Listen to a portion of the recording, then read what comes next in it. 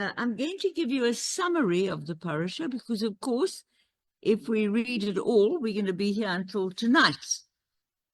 What is that noise, Jacob? Outside. Okay. Can you still hear me? Okay.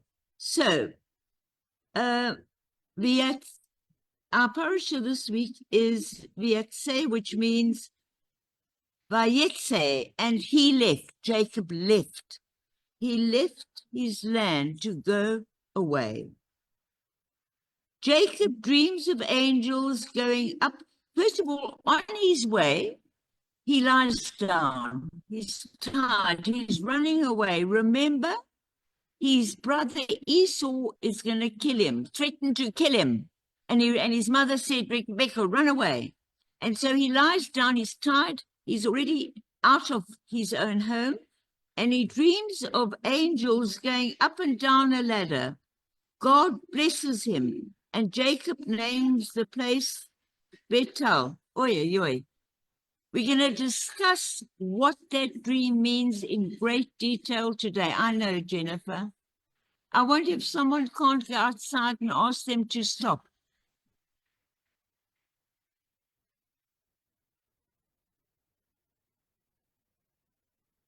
What should we do, Jacob? We can't compete against this. Jennifer, no, you can. I don't think it's the council. I think it's just a thing. Ask them if they would just move a little bit or quieten down. Just for half an hour. Thank you, Jennifer.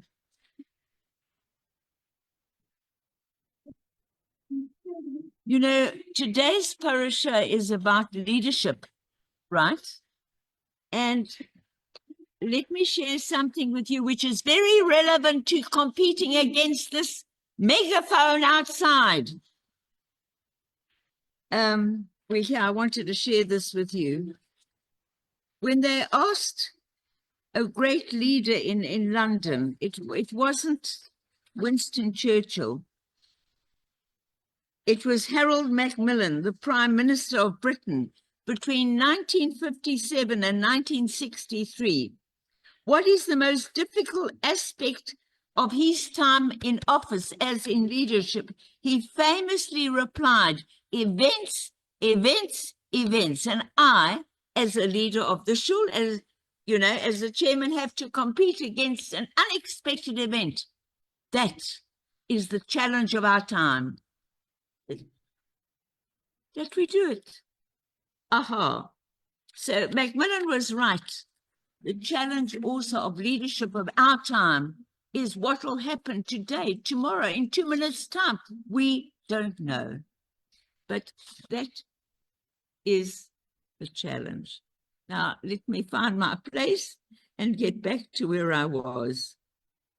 Okay, so Jacob carries on, and you'll see, we'll read a little bit of this. He carries on traveling. His mother told him to go to Laban, who is actually his uncle. In those days, they could, well, anyway, you'll see. So, or is a relative of the mother. So Jacob goes there, and on the way, he sees a well, and it's covered up, and we're going to read about it. How he meets Rebecca, he doesn't even know she is the daughter of Laban. But it's apparently love at first sight. And so we're going to go on reading that, and you'll see what happens. His life with Rebecca was based on deception. They deceived Isaac, his father. And yet on that very deception was built the future of our great nation. And Jacob, whereas Avram, who became Abraham, was the founder of our nation, why was Jacob chosen? To his name is changed to Israel, our nation's major elder, if you like. Why? Very strange when all this deception happens all the time. Okay, on that note, we'll ask Sarona to call up to Torah the first Aliyah, which is a great mitzvah, to read from the Torah. Amod Ham David bin Abraham Himri.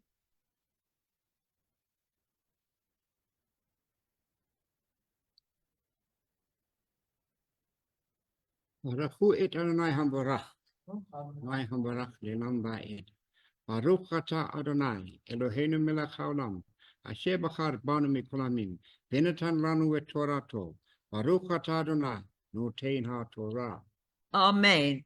And now we will read in English.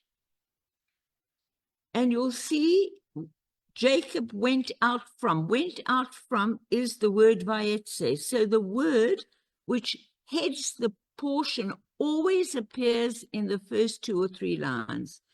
And Jacob went out from Beersheba and went towards Haran.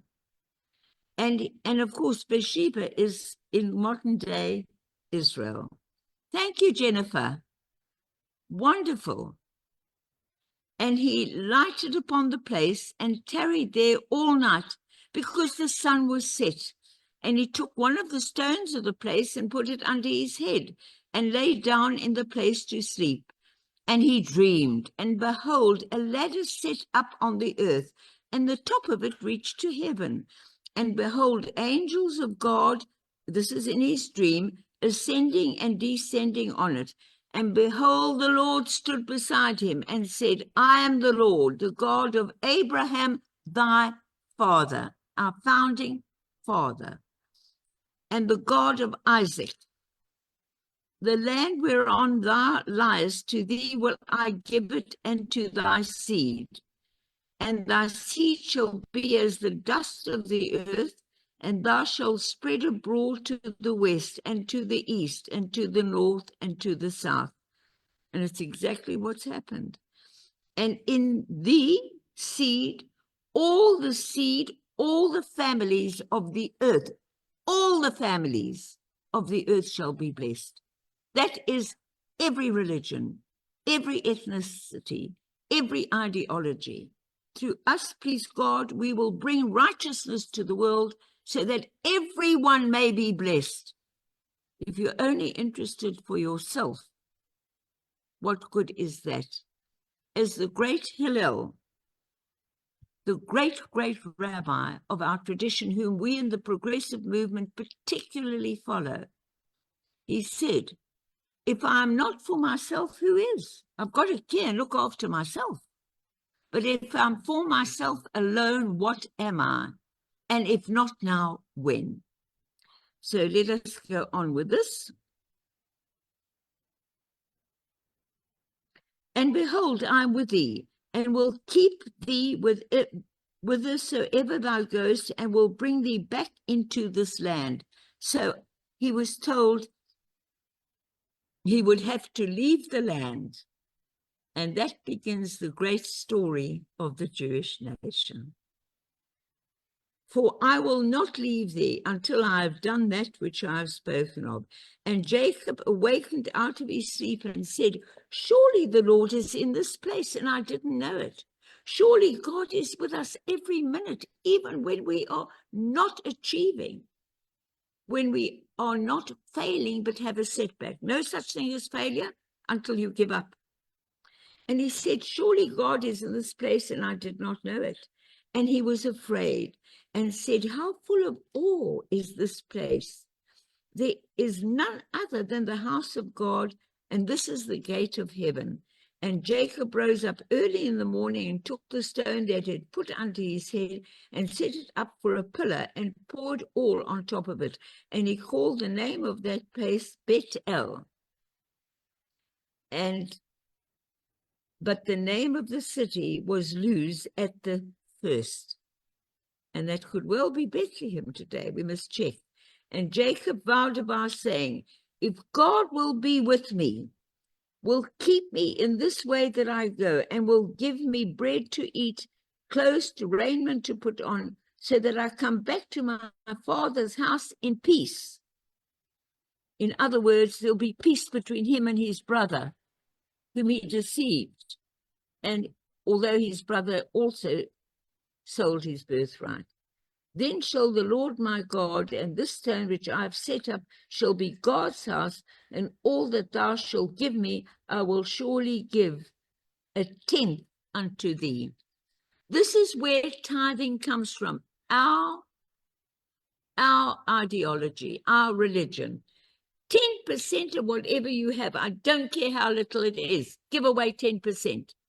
Support the synagogue with the little you have.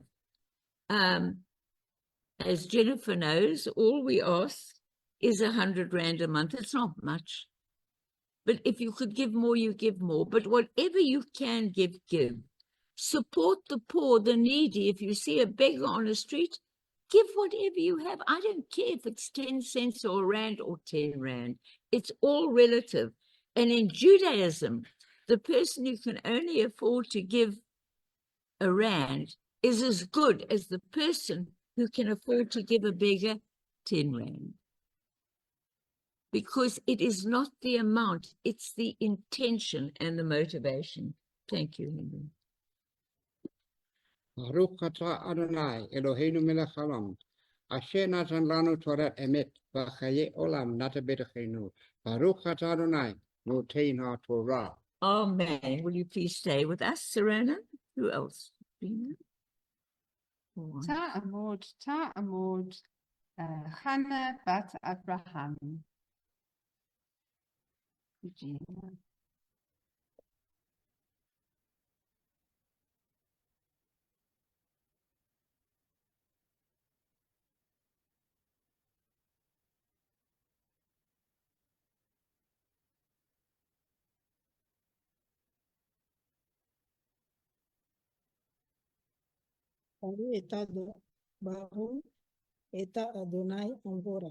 Baruch Adonai havarach le'olam va'ed. ברוך אתה אדוני, אלוהינו מלך העולם, אשר בקרבנו מכל המין, ונתן לנו את תורתו. ברוך אתה אדוני, נותן התורה. Amen. Now let's see what happens. So Jacob went on his journey and came to the land of the children of the east. And he looked, and behold, a well in the field, and to 3 flocks of sheep lying by the well. For out of that well they watered their flocks, and the stone upon the well's mouth was great. And thither were all the flocks gathered, and they rolled the stone away from the well's mouth, and watered the sheep, and put the stone back upon the well's mouth in its place. And Jacob said unto them, My brethren, where are ye? And they, who are you? And they said, Of Haran are we. Now remember, Rebekah had told him to go there, and he run away there. And he said unto them, Know ye Laban, the son of Nahor? That's who Rebekah told him to ask for. And they said, We know him. And he said unto them, Is it all well with him? And they said, It is well. And behold, Rachel, his daughter, is just coming here with a sheep. No coincidences in life.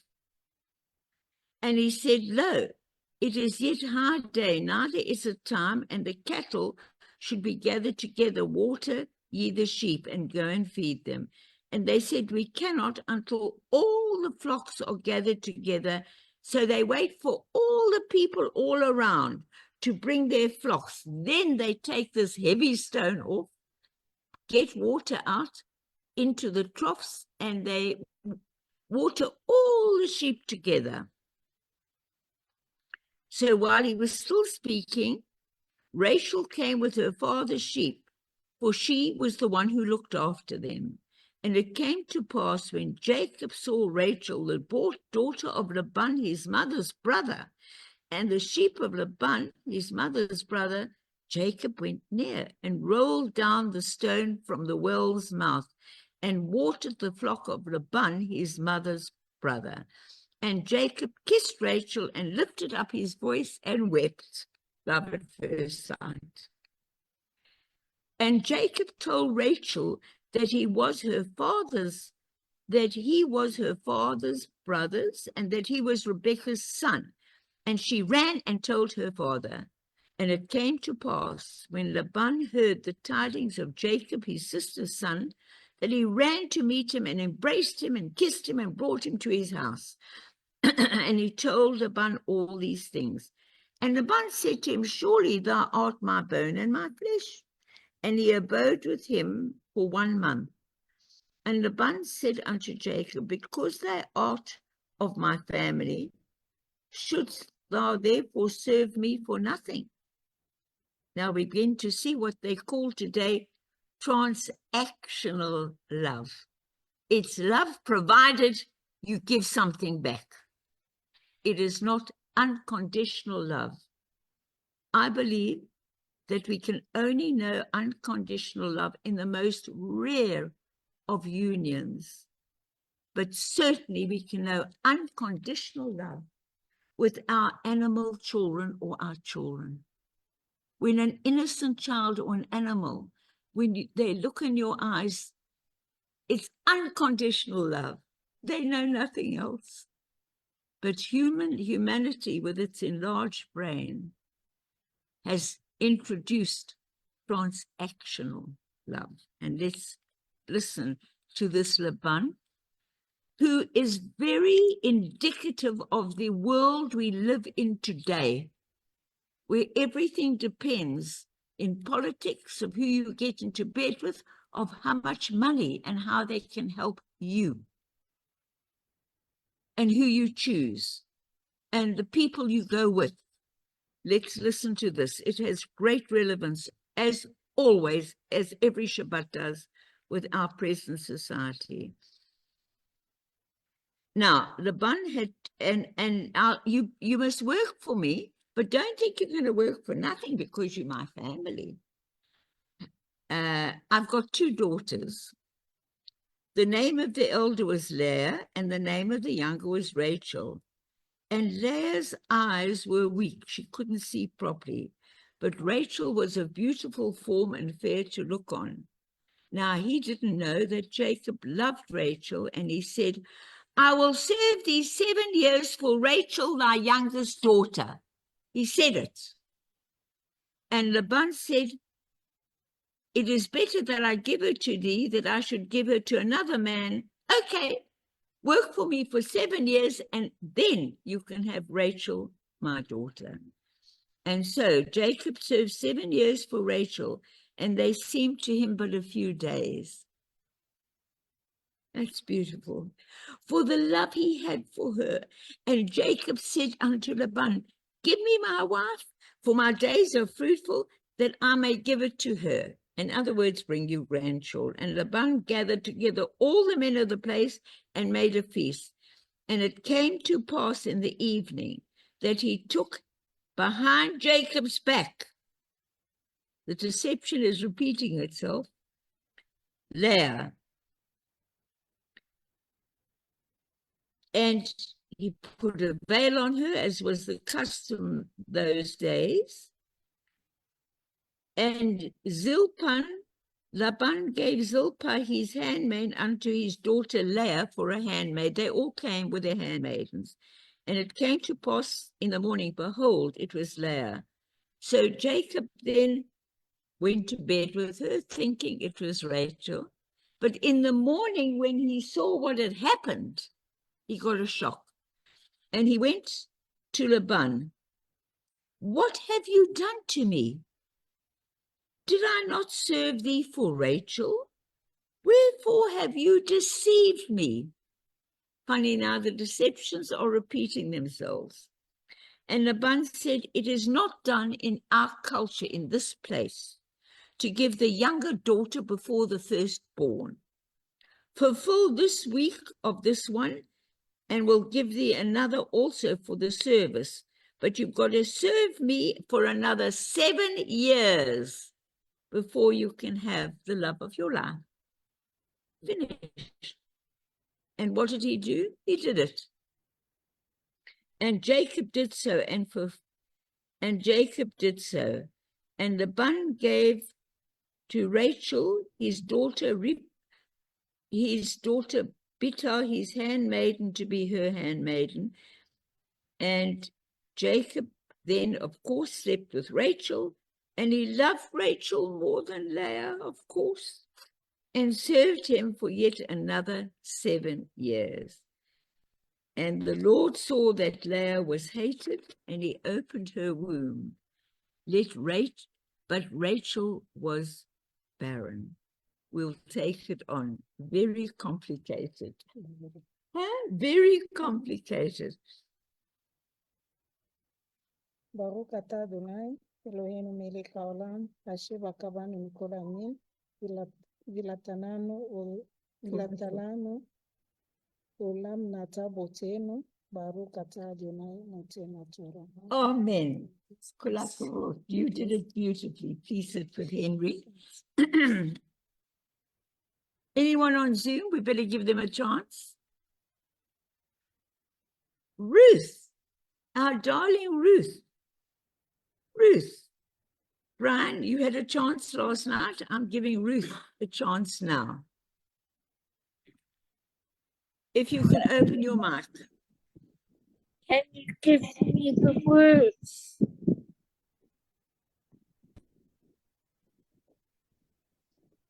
Jacob? It'll have to be big for her to read. Yes, I've got. Okay.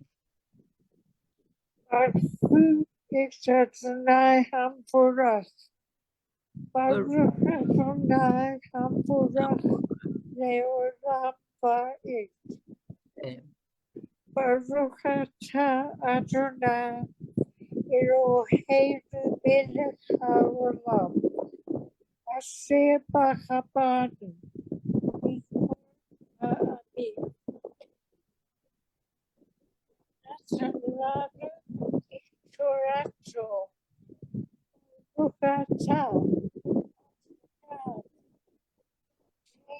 HaTorah. Fantastic, Ruth. What a great mitzvah to have with us. And let me just tell you that, of course, Leah and her handmaiden, because in those days it was a completely different society. They inherited it from the previous societies before Abraham. And a man had a wife and her handmaidens, and sired children with all, so the tribes could get bigger and the tribes could compete. Thank God we live in a different era today. But what then happened is that there was the jealousy between the two women. Again, real human frailties.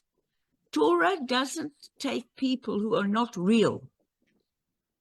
They take real people with real frailties and real emotions that are not good, and then through understanding much later in their lives, they make them our heroes, our leaders, which means we too, with all our mistakes, we can understand, we can be forgiven, we can forgive ourselves, we can not do it again, and we can become the future leaders of justice and Hashem. So let's go on here. So Leah gave him a lot of children. And when Rachel saw that she bore Jacob no children, Rachel was jealous of her sister, and she said unto Jacob, "Give me children, or I wish I were dead." And here's a beautiful saying that Jacob says to her, "Am I not worth 10 sons to you? You're the one I love." And she says, "No, I want a child." Very interesting. And so she commanded Jacob, and we've had this before in other parts of Torah, to go to bed with Bilhah, her handmaiden. You see, because that would then be her child. That's how the tradition was. And Bilhah conceived and bore Jacob a son. And Rachel said, "God hath judged me, and has also heard my voice, and have given me a son. Therefore she called his name Dan. And Bilhah, Rachel's handmaiden, conceived again and bore Jacob a second son. And Rachel said, with mighty wrestlings have I wrestled with my sister, and I've won. How typically female.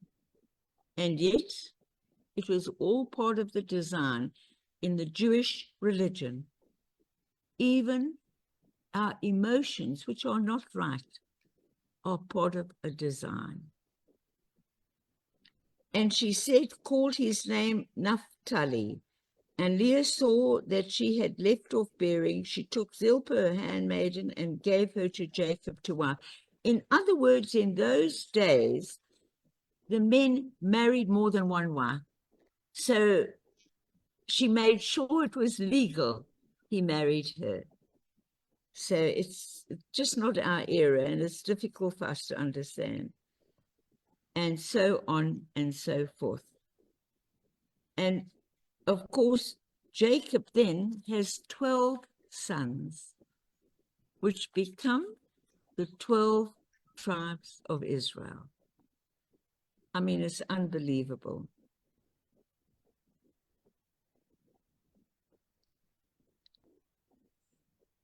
And I just want to see here.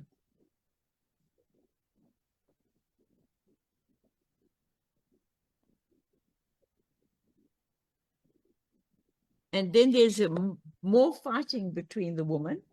And then Leah cries to God and is very upset and commands Jacob to give her another son, and so on and so forth. And that was and God endowed me with a good dowry, etc. And so it goes on. And it came to pass when Rachel, and then, miracle of miracle, God remembers Rachel. Guess what? And God hearkened to her again, a woman in advanced so-called years, and opened her womb and conceived. And even Rachel gave him an own son. And guess what that son's name was? Joseph. Again, the line goes straight down the Jewish wives. It's quite amazing. The Lord, and she called his name Joseph. And it came to pass when Rachel had borne Joseph that Jacob said unto Laban, please send me away that I may go to my own place. I don't want to share this land with you. I've got no grudges. I've done what you asked. I've got my family. I want to now make my own tribe somewhere else. Give me my wives and my children. That's Leah, Rachel, handmaidens, everyone. Give me my wives and my children, for whom I have served thee, and let me go. Thou knowest my service wherein I have served thee. And Laban said unto him, if now I have found favor in thine eyes, a great diplomat, just like a certain politician who leads our country, a diplomat. No comment. I have observed the signs, and the Lord has blessed me for thy sake. He knew now he couldn't get any more out of Jacob. Finished. He had to let him go with all his wives and tribes, etc. Okay. And he said, thou knowest as I have said, and how thy cattle. And he said, but your cattle have grazed on my land. And he went on and on and on to try and get more money. Very indicative of our era. So, and Jacob said, thou shalt not. And then he said to Jacob, okay, let me give you more before you leave. Because now he wanted something over him to have him in his debt. And Jacob said, no, I don't want anything from you, and I'm not giving you anything. Bye. That's it. How many politicians or leaders would say that today? Or extreme religious leaders?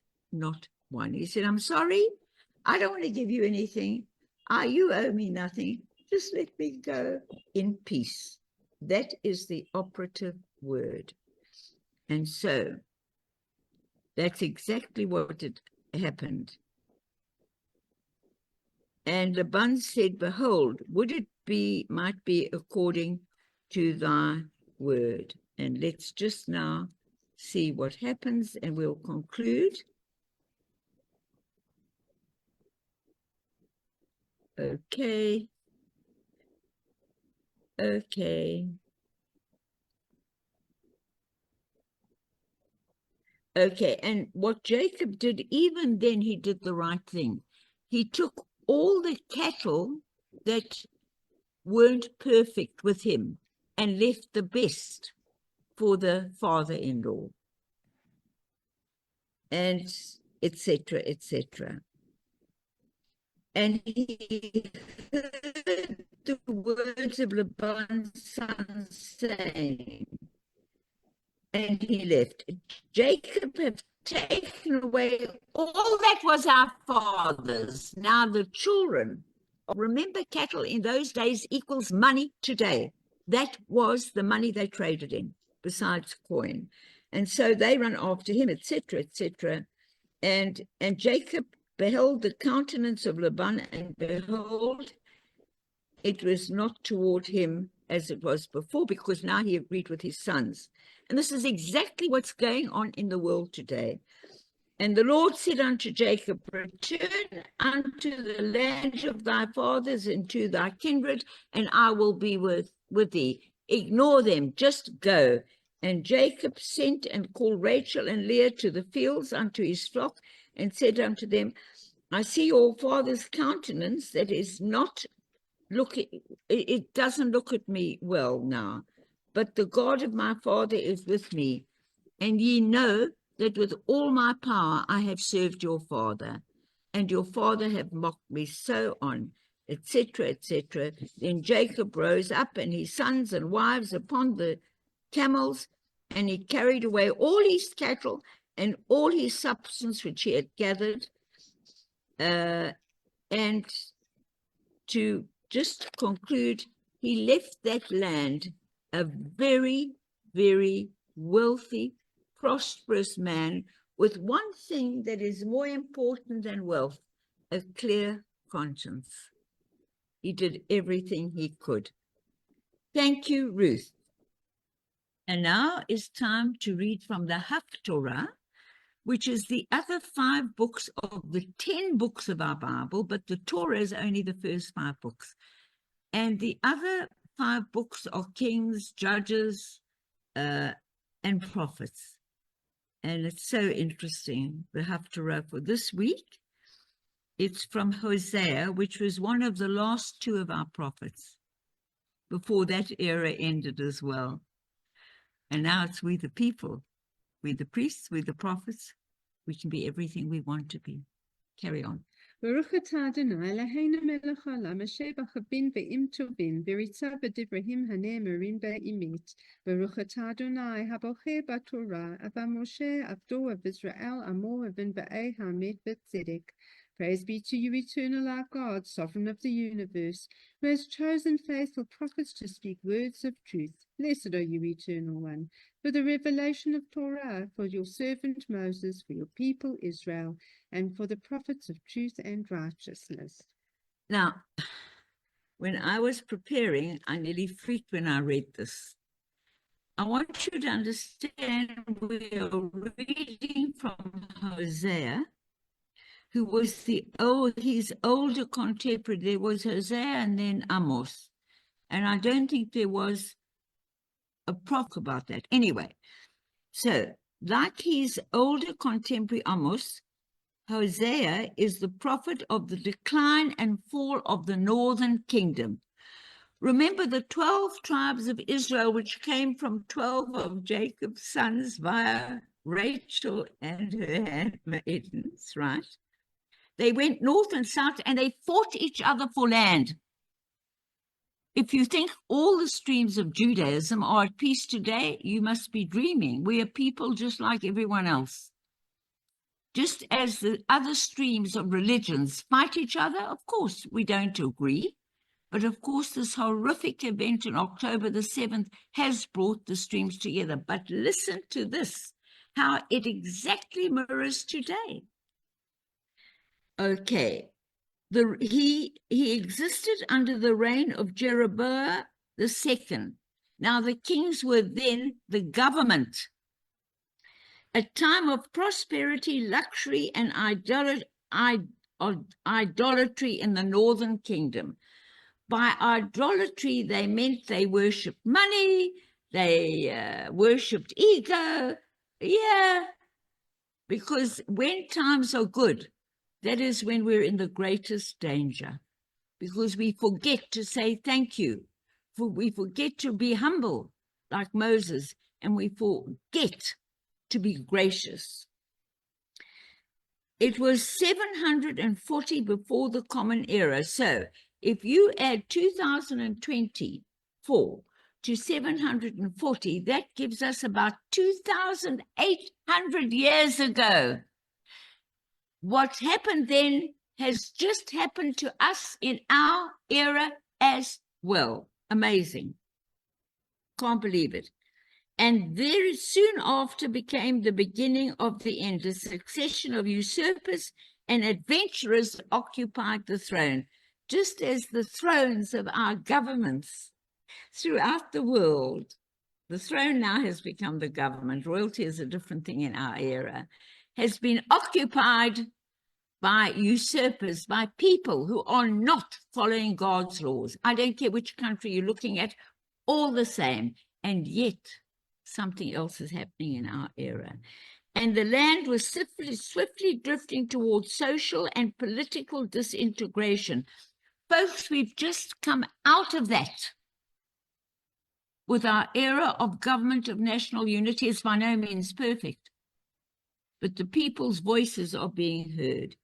Instead of obeying the law of God, Israel, the nation in the north, amused itself with international intrigues.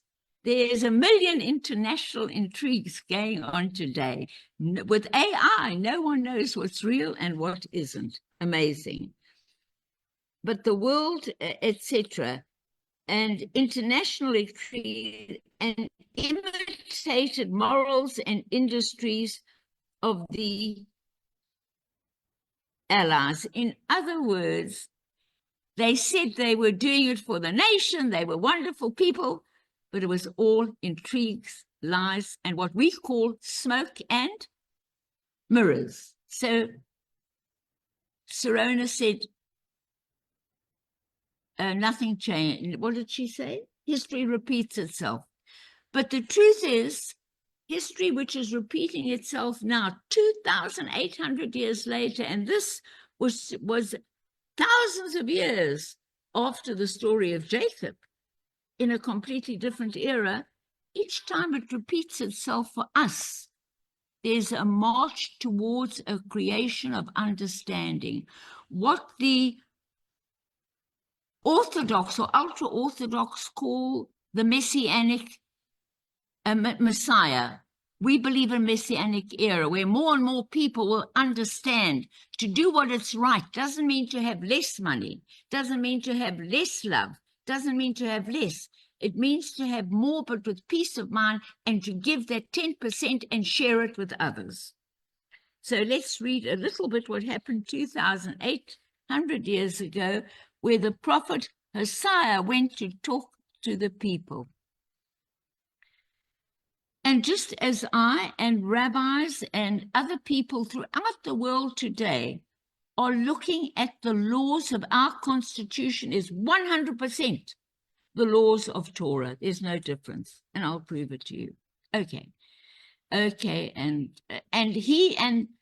now Hosea is reminding them, as I'm reminding you, that Jacob fled into the field of Aram, and Israel served for a wife, and for a wife he kept sheep, and by a prophet the Lord brought Israel. Remember that when Jacob wrestled with the angels going up and down the ladder, when his head was on a stone, you remember, and he wrestled the whole night, or what, I think it was before the ladder, whatever. Jacob wrestled the whole night. What is considered an angel, we consider it his conscience, and he woke up and he decided to follow the path of righteousness. His name was then, at that point, I must check when it was, changed to Israel. So when we say Israel, we're talking about the house of Jacob. When we say Abraham, we're talking about the nation of Israel.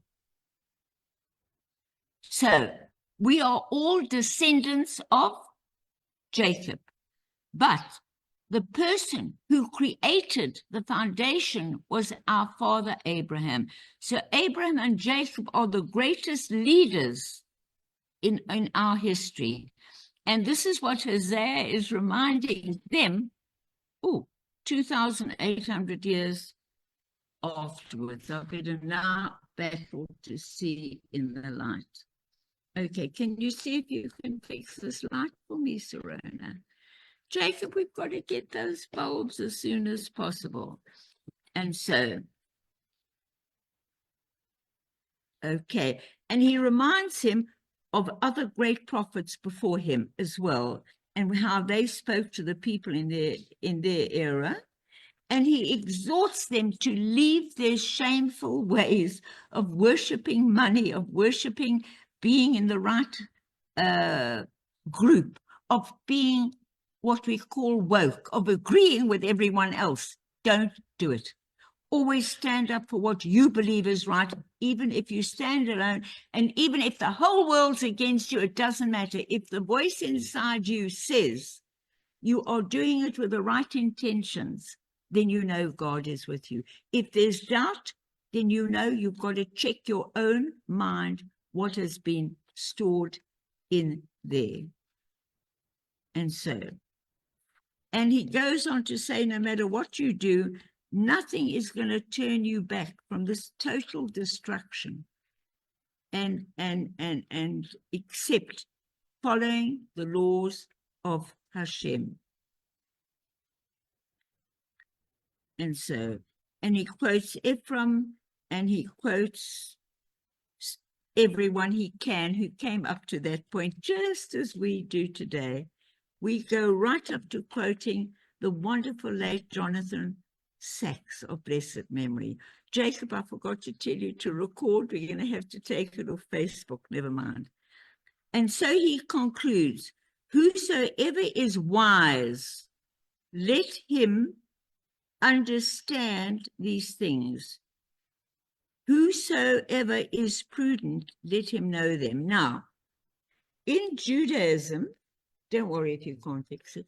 In Judaism, there is a determined distinction by all the great sages of knowledge and wisdom. Knowledge you can get by studying for your exams, what you study as an engineer, what you study as a lawyer, what you study as a driver. That's knowledge. That knowledge is taught magnificently in our universities for generations. Why then are we in an era of absolute chaos or just coming out and no leadership? Because what the Bible calls wisdom, chokhmah, as opposed to knowledge, completely different. Wisdom is to understand and choose yourself between what is right and wrong. It has nothing to do with the knowledge of your profession. We have not taught this in our universities. And Baruch Hashem, maybe we can spearhead that at Wits, to which I belong. Because as soon as a university hears, oh, they're going to bring us religion and holier than that, nothing to do with religion, to do with sheer sustainability of the earth, life, and the future. And you'll find in this era, the leaders that are there are going to question global warming. Fine, let them question, there's no harm. But let us look at the facts ourselves and choose ourselves what we do. And let us look at what is not right. And don't say, it's happened for years, it can never change. Stand up and be counted, even in our era, which has moved on a little bit. At least the government of GNU was by the people. And even though a right-wing person who I consider very much dictatorial, Trump has got in the USA, it was still the will of the people. And that's at least moved on a little bit from these era. Shabbat Shalom. It's finished. I think there are two major messages really that come out of this parasha. And he left, Jacob left, Vayetze. I think I've made the one very clear already. I don't have to do that again. And that is, in simple words, never give up. There is no such thing as failure until you accept failure as final. It is a setback. Jacob, as we know, had to work, or Israel, had to work for 14 years, and he still stayed on after that, and he did everything. But when the voice said, it is time to go, but it took years and years and years. And although his life was really not an easy one, he has become the man whose name became Israel and who we identify with as well. So I'm going to rather share with you words that have become very sort of mod today. When the Wikipedia asked, what is the word that the world will choose to symbolize this era? Does anyone know what it was? Some people said your aura or other things, but who do you think, when they did a survey worldwide, hundreds of thousands of people agreed, two words. Does anyone here know what it is? No? Jacob, you don't know. It's neither did I. It is brain rot. Have you heard of brain rot? Doing it to me again, Jennifer. Events. Shut up. Keep stum.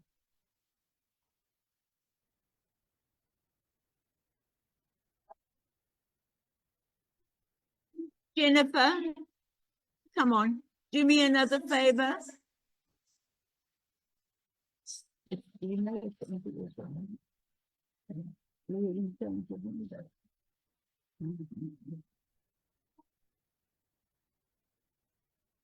Please, what is he saying? Who understands African language? I think this is part of our Shabbat service. What did he say? Given, did you understand? I can't hear. He's calling people to? No, I can't. What is she saying?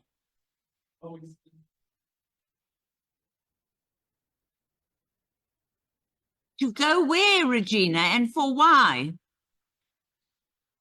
Going to?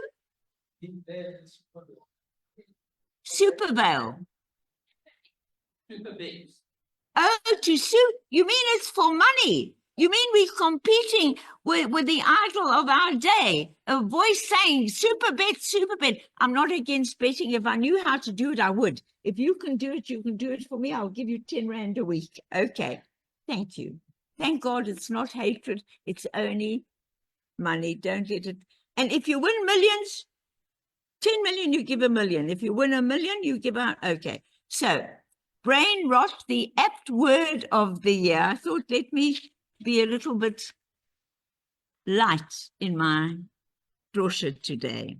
So this word didn't just come about today. It was first used in 1854 by the philosopher Thoreau. And he said that people even then were not concerned anymore about putting their thinking and their mindset to discover life's true essence. They were thinking of rubbish.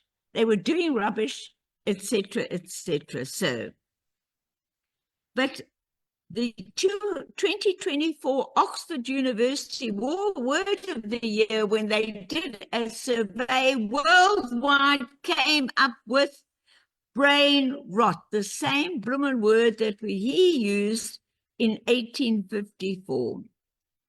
Brain rot is a noun, and it means supposed deterioration of a person's mental or intellectual state, especially as a result of overconsumption of material. If you overeat, you get sick. And if you overplay all your digital devices, and this is what they're going to mean. Between 23 and 24, the brain rot gained new prominence and increasing in frequency. So let's see why. Okay, I'm going to skip all that. How many people do we know? And I said, this is more of a light-hearted Drosha. We've gone through the heavy stuff.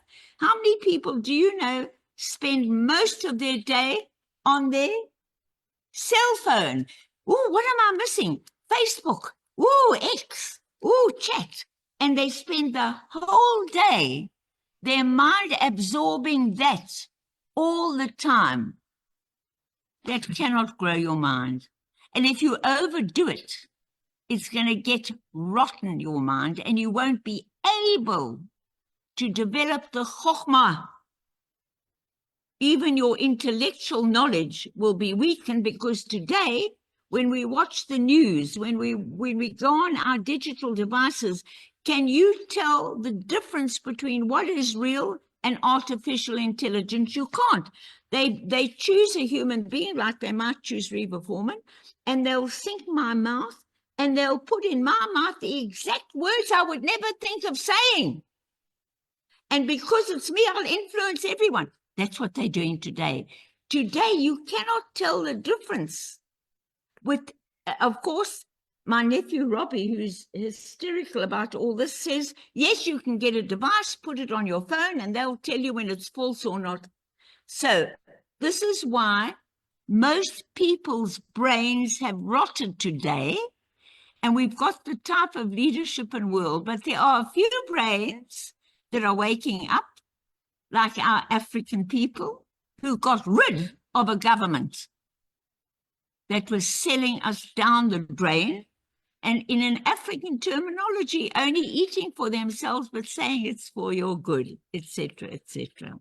So let's just read a few words about brain rot. You haven't heard of it, Henry? Okay, so how does this come to our parasha today? So they talk here about people binging, watching television the whole day, or, binging out on their phone, etc., etc. When you get all these serials and you binge, I watch only three types of television, and I'm not saying I'm right. I admit it, addicted to Strictly Come Dancing. But if you look at Strictly Come Dancing, they are teaching you morality all the time. Already 8 years ago, when it wasn't popular, they had two men dancing with each other. Now they've even introduced someone dancing in a wheelchair. So for me, I love the dancing, but I love the moral messages.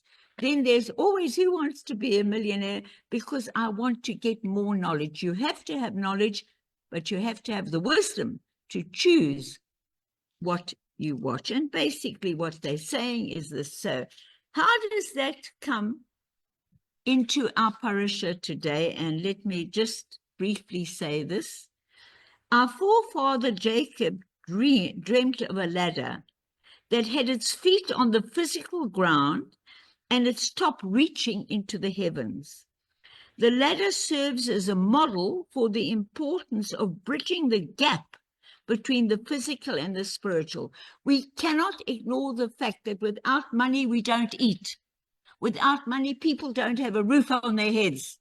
Without money, the little bit we managed to get with Jacob's help, we battled to keep the shul alive.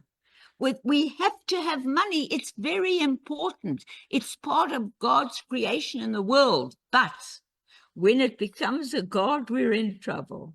But when you completely ignore it and you just put your hand out, that's also no good. We know all about that. You give a man a fish, he eats for a day. You teach him how to fish, he eats for a lifetime. Going right back to what we read this morning in Maimonides. The greatest form of charity is helping, encouraging, getting a person a job. You have to have the dignity of independence to resist any government decree you don't like, to resist a group you don't like. And we are beginning to see that era. So we'll conclude here. It says, the ladder represents the potential for the physical, that we must have money. We must keep our bodies healthy. We must exercise, right? But for what purpose? It's to be channeled, the money, not all of it, but at least 10%, and lifted up for a higher purpose. It's that giving of that rand to the beggar. It's giving what you can to the shul when you can. And uplifted towards a higher plane. So when you use the physical as a way of definitely to enjoy it yourself, but a portion of it to uplift others, then you're with God. That money then belongs to you and God. But when you use it only to finance yourself, your own pockets, to hell with the rest, which is what most governments have done until this era, we're now changing it, it's not going to be good. So each rung of the ladder in our lives represents a crucial step of effort that brings us closer to the top of our journey towards living in a meaningful way. That does not mean not having anything. We do not believe in a lack of prosperity. We believe that you should have what you want, but never forget to share at least a tenth, if not more, with those who have not, and make the world a better place. Judaism bids us to engage in the physical world, not to sit on a cabbage leaf, meditate and say, oh, I don't need anything. No. No. We believe in having what we want, but in sharing what we have with others who are less fortunate than us. To use it as a stepping stone, the food, the money, the beautiful home, use that part of your wealth. Enjoy your beautiful home, but use it, part of it, to help others who have not. They say here on Shabbat, be with your fellow people in shul. It's a mitzvah to make that effort. Be with a beautiful family. Have a meal on a Friday evening. Be with friends. Recite blessings to people you don't even know, strangers you meet on the street. Say, may God bless you. That's Judaism. That is our prophetic mission. Accompanied with joyous song and inspiration, and take the seemingly mundane meat and potatoes, money, whatever, and elevate it into something more.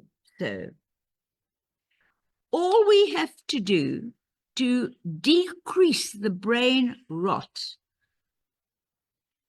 and start using our time to climb the ladder of life, one rung, one moment at a time. Everything in the material world, food, money, beautiful clothes, I don't care what it is, can be channeled towards the spiritual, just as all of those gave the clothes they no longer wanted, that we gave the most beautiful clothes on Thursday morning, I wasn't here, to the homeless in the park, instead of perhaps trying to sell them to make money if you don't need it. So it is complicated, but everything in the material world can be channeled toward the spiritual, as evidenced by Jacob's ladder, that we're rooted in this world. Yes, we are, while reaching for the heavens. So Jews want to create a heaven on earth. Our destiny is not merely to get as fast as we can to the next world and enjoy the wealth there. No, we've got to create the heaven on earth here first to be able to reach the heaven that awaits us when we are no longer here physically. Shabbat Shalom.